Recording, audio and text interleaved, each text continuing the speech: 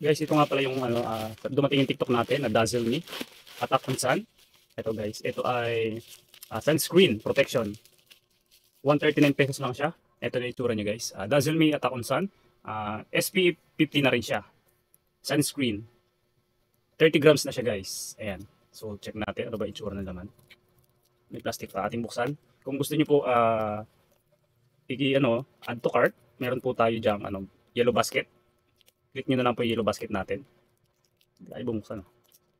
Magagamit nyo to guys ngayong summer. Kaya kung ako sa inyo, try nyo na. Kasi pagka ikaw ay nag-beach, panigurado, pag uwi mo makingitim ka.